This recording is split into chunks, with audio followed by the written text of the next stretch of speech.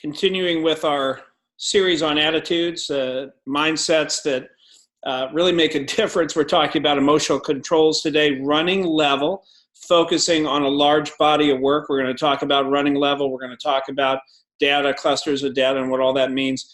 If you focus on any singular result, good or bad, you're toast. You'll yo-yo, bounce all over the place, roller coaster until you burn out or quit or fail. So you have to run level, especially in sales, especially in commission sales. You're a solopreneur. You may be an entrepreneur running a small business. You must run level. You're a leader. You're running a team maybe. You must run level. So we're going to talk about emotional controls. We're going to talk about running level. So if you have your PDF, grab it. If you're a member of Salesforce On Demand, the Salesforce.com program, grab that PDF. Of course, I'm Joe Bazzello, founder of Salesforce, but I think you might know that. So let's jump right in. So the first thing on that PDF is it references that you can't run long-term if you're an emotional roller coaster, an emotional yo-yo. And it also says, I think, that very few items in your business represent a life or death situation. When I first got married, it was almost 25 years ago, 24 years ago, whatever. I was still immature in some ways. And I'd come home at night and it would be like 7:30, 7:45, almost 8 o'clock. And I was still on the phone and still trying to help people with problems. And my wife would look at me, God bless her. Beth would say, whatever you're doing on the phone there, it's not a life or death situation. Can it wait until tomorrow morning? Like, you get up early, you get up at 6 or 7. Can't you call that salesperson back tomorrow morning? And she was right. And she used to say, you're not a doctor. You don't have patients on life support. And so she was right. And I've been around salespeople and solopreneurs and entrepreneurs for 40 years now. And when I think about all the things that seem like life or death situations to me, really I just kind of laugh now because nothing was really that major. I could have had a lot more laughs. I had a lot of laughs anyway, but I could have saved a few gray hairs if I would have just run more level and worked out some methods to do that. So hopefully you're working on that, and hopefully I can help you with this short program today. The next thing I want to talk to you about is individual results. Individual results of any kind don't tell an entire story. They don't tell a big story. They're just, maybe you get a yes, maybe you get a no. They're just individual results. Metric results is what we call them in the CAP equation sales methodology that we teach. And you shouldn't focus on them. So make a note on that. Individual results, a yes or a no. Shouldn't focus on either one. It's just a yes. It's just a no. You shouldn't tie a great deal of emotion to that metric result.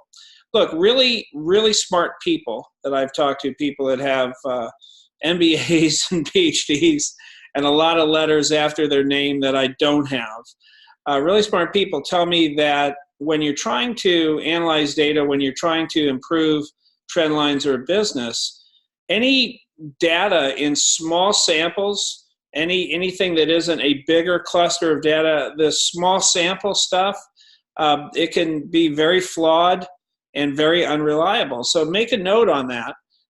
Small samples of data, very unreliable, very flawed. What we want to do is we want to get to where we, as salespeople, or if we're teaching or training salespeople, we want to get them to do large clusters of data and not tie a lot of emotion to it. We want to teach them that it is all just a metric result. We talk about this in my first book, The CAP Equation, available on Amazon. And, it's interesting, when I was writing and publishing that book, I got an audience with Jack Canfield. In fact, there's an interesting video on YouTube, on my YouTube channel. Jack Canfield is interviewing me for one of his TV shows, one of his YouTube programs.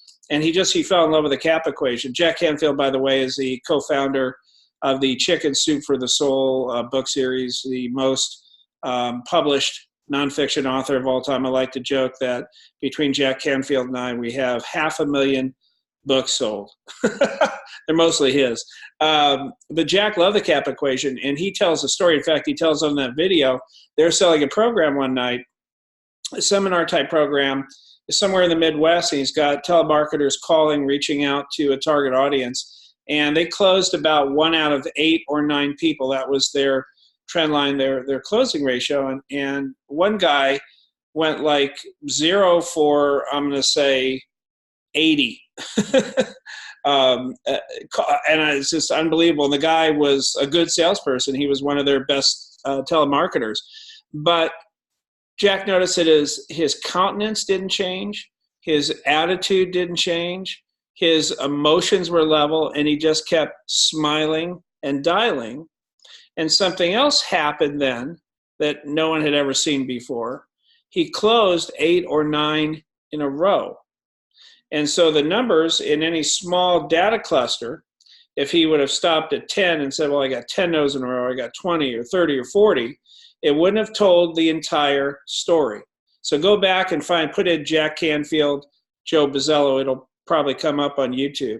It's an interesting story. But isn't that interesting that as I'm telling Jack a little bit about the CAP equation and the metric result philosophy, he immediately puts it in a frame of reference and says, yes, that absolutely works. So individual results, small samples of data do not tell the story. So we can't tie any emotion to it because it's not worth our emotion. Now, if you go 0 for 200, I would start tying some emotion to it, but I doubt that would happen. So lastly, pros take the long view on virtually everything in their business. They create large blocks of metric data. Then they look for trend lines and areas of improvement. So one of the methods I'll share with you, one of the ways that I stay very, very level emotionally when I'm prospecting or selling, I'm always very curious, and write down that word curious. I'm always very curious when I call a prospect. I'm curious of what their story is. Everyone has a story. What their backstory is, where their business is at, how I can help them, if I can help them. Do they want to be helped? I'm curious about that, the position that they're in emotionally or mentally. So I go into every selling situation very, very curious. And when I go in curious, when I put myself in that sincere mindset of curiosity, I can't be a lot of other things. I can't be really emotionally involved. I'm just curious. I'm not setting myself up for success or failure. I'm just setting myself up to observe. I'm not fearful. I'm not a lot of things. I'm curious. I'm just curious where they're at and if I could possibly help them. I'm coming from a place of servitude. So if you go into situations curious, but not emotionally invested in how they'll react or they'll respond, it sets you up to actually be able to do more activity. So you're running level, you're just curious as you're making your calls. You'll probably do a lot more activity because you won't burn out. You won't have the highs and lows. And my bet is your activity will actually be a higher quality of activity because the emotion won't be skewing what you say, how you say it, that anxious tone or emotionally charged tone won't come through. You'll be very level, and excess emotion won't skew your process, the process that you trust to sell and communicate with. So you can't run long-term if you're an emotional roller coaster. Running level is a very, very important mindset. It's a very important attitude to adopt. I like to replace almost everything with an overriding sense of curiosity when I'm working. That way I'm very objective, I'm very level, and you can go long-term. You could build a huge business. And so one of the things I wish I would have done when I was younger is I wish I would have been less emotionally involved in things. I learned it over time. And does that mean I don't celebrate when I have a victory? Of course I celebrate. and then I quickly move on to the next call. I start smiling and dialing again.